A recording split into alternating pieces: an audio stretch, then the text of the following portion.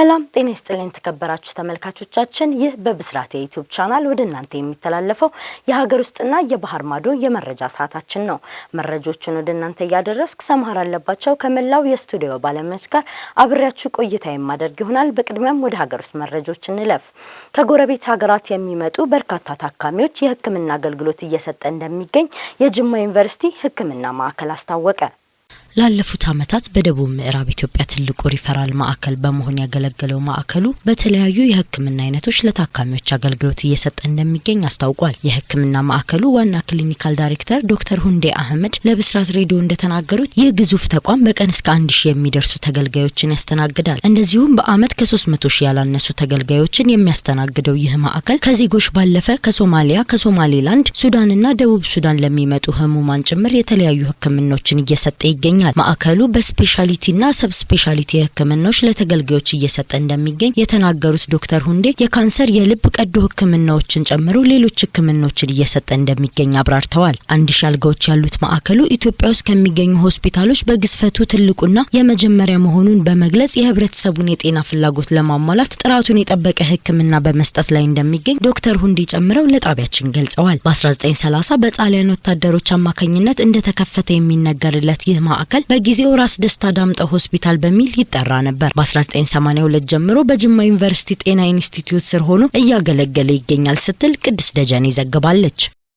በጌዲዮ ዞን የተመረዘ ቦሎቄ የተመገቡ በጎች በሰዓታት ልዩነት መሞታቸው ተሰማ። በደቡብ ኢትዮጵያ ክልል በጌዲዮ ዞን ዲላ ዙሪያ ወረዳ ምችሌ ግርሳ ቀበሌ ልዩ ቦታው ሼለ ህዋስ ተብሎ በሚጠራበት አካባቢ ለምግብነት በሚውለው ቦሎቄ ምክንያት 2 እንስሳት መሞታቸውን የወረዳው ፖሊስ አስታውቋል። የዲላ ዙሪያ ወረዳ ፖሊስ አዛዥ ኢንስፔክተር ፍቃዱ ሲሳይ ለብስራት ሬዲዮ እንደገለጹት በአንድ ግለሰብ መኖሪያ ግቢ ውስጥ ለምግብነት የተተከለን ቦሎቄ በመኖሪያ ቤት ውስጥ የነበሩ ልጆች ለቅመው በመመገባቸው ጣዕሙ ከወትሮ በመለየቱና የህመም ስሜት ሲሰማቸው ወተት በመጠጣታቸው በጤናቸው ላይ ችግር አለመከሰቱን ተናግረዋል። እንዲሁም ቦሎቄው ለምግብነት ተቀቅሎ ሲቀርብ ጣዕሙ የተለየና የመራርነት ባህሪ የነበረው ሲሆን በመኖሪያ ግቢ ውስጥ የሚገኙ 2 በጎች ከተመገቡት በኋላ በሰዓታት ልዩነት መሞታቸው የተገለጸ ሲሆን የቦሎቄ ምርቱ ምንነት በሕክምና እየተረጋገጠ ነው ተብሏል። በመሆኑም ከዚህ ቀደም ለምግብነት ከምንጠቀመው አደንጓሬ ወይም ቦሎቄ እጅግ የተለየና መራርና መርዛማ ተክል ስለሆነ ህብረተሰቡ ጥንቃቄ ሊያደርግ ይገባል ሲሉ ኢንስፔክተሩ ለጣቢያችን ተናግረዋል። እንደዚህ አይነት ቦሎቄ በግቢያቸውና በማሳቸው የተከሉ ግለሰቦች ከመጠቀምና ቅጠላቸውን ጭምር ለቤት እንስሳት መስጠት እንደሌለባቸው ከግቢያቸው ማስወገድ አለባቸው ተብሏል። ከዚህ ቀደም በ2015 ዓ.ም እንዲህ አይነት ክስተት በወረዳው ማጋጠሙ ይታወሳል ስትል ሳምራዊት ስዩም ዘግባለች። ተመልካቾቻችን እስካሁን ስትከታተሉት የነበረው የሀገር ውስጥ መረጃዎች ይህን ይመስላል። አሁን ደግሞ ከውጭ ወዳገኘነው መረጃዎች እንለፍ። አሜሪካ ከቤይሩት ኤምባሲዋን በከፊል ለቃ ወጣች።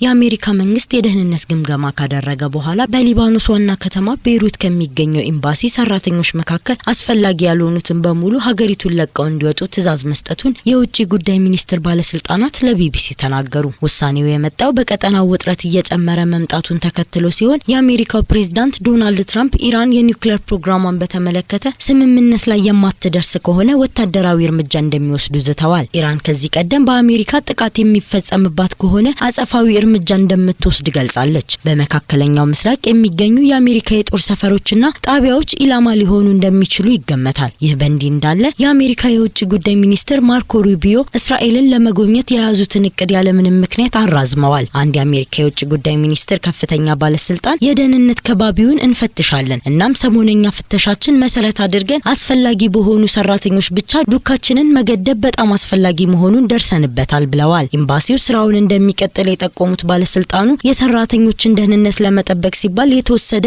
ጊዜያዊ እርምጃ መሆኑን ተናግረዋል። 50 የሚሆኑ የአሜሪካ ኤምባሲ ሰራተኞች ከቤይሩት እንዲወጡ ትዕዛዝ ተሰጥቷቸዋል። 32 የኤምባሲው ባልደረቦችና ቤተሰቦቻቸው ሰኞ ዕለት በቤይሩት ኤርፖርት እንዲበሩ እንደተደረገ የኤርፖርት ባለስልጣናት ለሮይተርስ የዜና ወኪል ተናግረዋል። በከፊል ከቤይሩት ለቆ ለመውጣት ይህ ነው የተባለ ትክክለኛ ምክንያት በይፋ አልተሰጠም። በአሜሪካና ኢራን መካከል እየተደረገ ያለው የቃላት ልውውጥ ቴህራንን እርምጃ ልትወስድ ትችላለች የሚል ስጋት ያስነሳ ሲሆን የኢራን ታላቅ መሪ አያቶላ አሊ በማህበራዊ የትስስር ገጻቸው የአሜሪካ ኃይሎች ላይ ዝተዋል። ዋሽንግተን እንደ አውሮፓውያን አቆጣጠር በ1983 በቤይሩት ኤምባሲ የደረሰውን የቦምብ ጥቃት በኢራን የሚደገፈው የሊባኖሱ ሂዝቦላ እንዳደረሰው ትናገራለች። በታይላንድ በቱሪስት መናፈሻ ውስጥ የ72 ነብሮች ህይወት ማለፉን ተከትሎ ምርመራ ተጀመረ።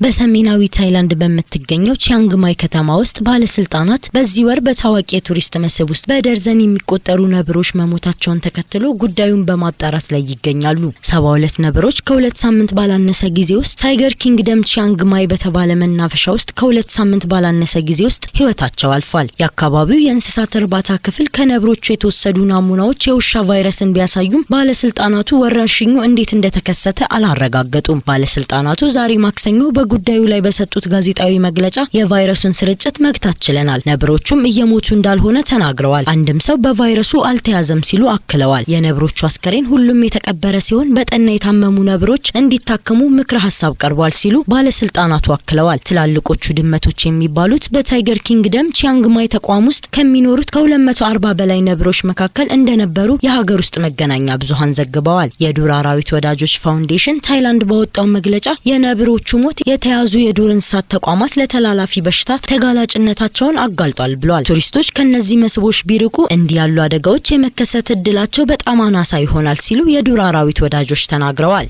ተመልካቾቻችን እስካሁን ስትከታተሉት የነበረው የብስራት የዩቲዩብ መረጃ ሰዓታችን ይህን ይመስላል። መረጃዎችን ወደ እናንተ እያደረስኩ ሰማር አለባቸው ከመላው የስቱዲዮ ባለሙያዎች ጋር አብሬያችሁ ቆይታ አድርጌያለሁ። መልካም ቆይታ።